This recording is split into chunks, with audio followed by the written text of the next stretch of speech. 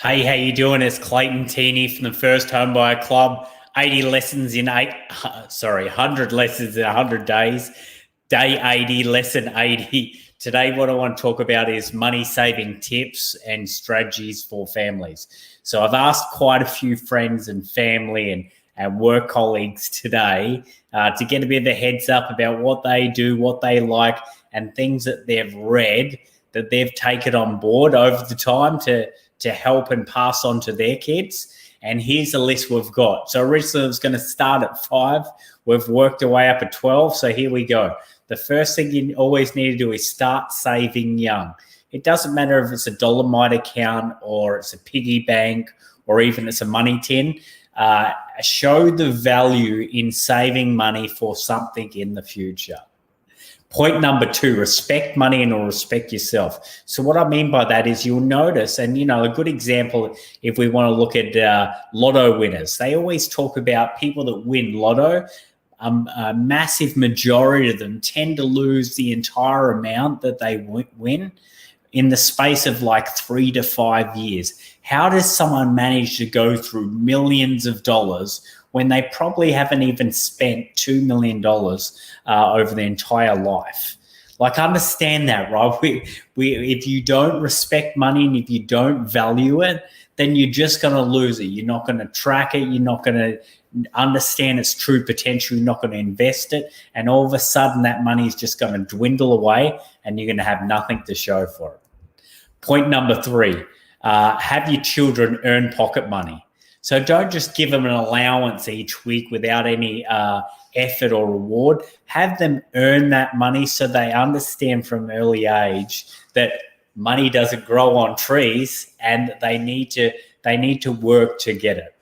Point number 4, reward hard work and not failure. So what I mean by that is not really that if they do something wrong, we should come down on them like a ton of bricks. But when they do things right, when they work hard, when they achieve their goals, make sure you reward that over just rocking up. Because here's the thing, we all like that instant gratification, that feel-good moment when we've achieved something. It's the same as I remember my first paycheck when I was like, 10 or 11 doing pamphlet delivery. Now, mind you, it used to take me like 2.5 hours on the push bike to put all the pamphlets out, and it probably took my mum another 2 hours on top of that to fold them. But you know what? That $5.50 or whatever I got felt good when I got it in cash because it actually worked for it. Point number 5, spending money does not mean family fun. And what I mean by that, there's a lot of cool things you can do with the family that don't revolve around you actually spending money.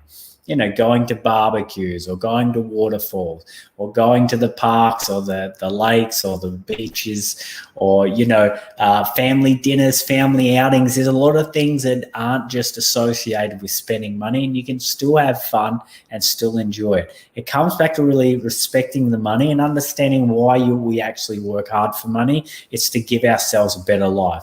If we just spend it just for the sake of spending it each week, 1, you're not ever going to have any money, and 2, we're not going to really be planning for the future. Point number 6, everything in life, you are trading time for money. So here's what I talk about. You might have heard the Facebook Live. I discussed it when I broke down with going to work in the hourly rate. Picture this. You work at whatever place you work at, and you get paid $30 an hour. After the tax man puts his hand in your pocket and takes out his portion of tax, it probably turns that into $21. Now, here's the thing. Sometimes we'll go out to lunch and we'll just go to sushi because we didn't really have anything in the fridge that was easy to make. And we're going to spend $20, $25, $30 on sushi and a drink and whatever. Now, is that really worth an hour or an hour or 10 of your time just because you didn't allow another 5 minutes beforehand?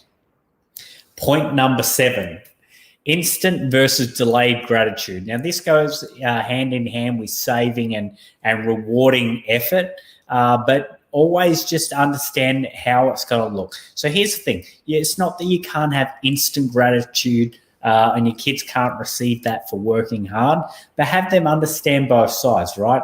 one thing, and it was a good point that Glenn brought up today when we were talking about strategies for the kids, is his delayed gratitude plan actually had instant gratification as well. And what I loved about it was the fact that for every $5 his kids save, he'll match that with $5. Now, they can't spend that straight away. There's a time on it, right? So if they do it $5 every week, he'll match $5 every week, and at the end of 3 months, they'll have a big chunk of cash. Now, what I love about it is you're getting instant gratification, because for every $5 they invest, you're doubling it. So it's bang, doubling their money. But then they got the delayed gratification and the working hard and understanding why they're saving their money, because at the end, they're just going to double their money. Point number 8, plan for the future. I want to talk about it a lot, but we all, even as adults, need a plan for the future. Too many of us wait into our 40s and 50s to really think about retirement. That's too late. I like to think about retirement like a marathon, and you've got the choice. You can either run 1 kilometer a day for 40 days, or you can run 40 kilometers in one hit and bust yourself and have blisters and aches and pains. And I definitely know that I wouldn't enjoy running 40 kilometers in one hit. I know there are people out there that enjoy it, but that's not my cup of tea, right? So just plan for that. The longer it takes you to start saving and planning for the future, the harder you need to work in the shorter time period that you have. Point number 9, stop buying it. What I mean by that is, don't just buy it because you never had it as a kid.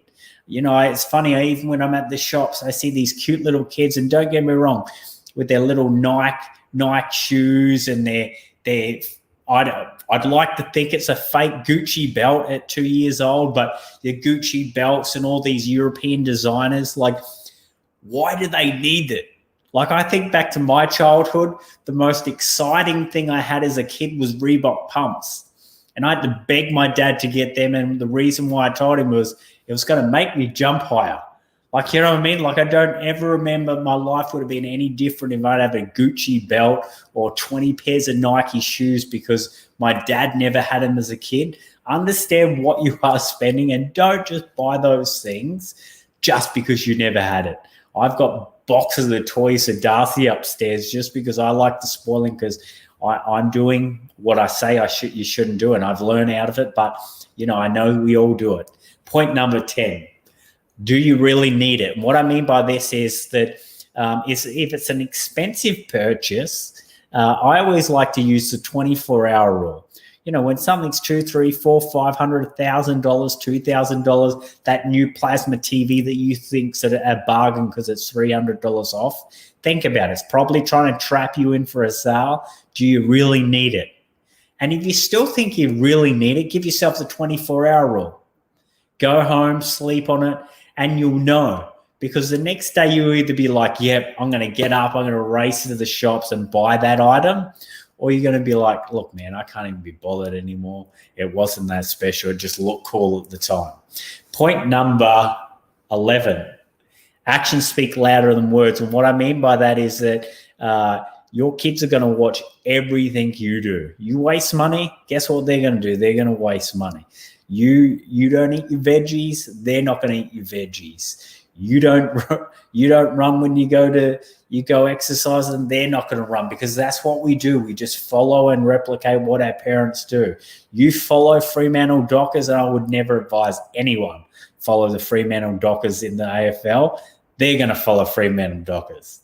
And point number 12, can you downsize it? Or what can you downsize, and how can you save money?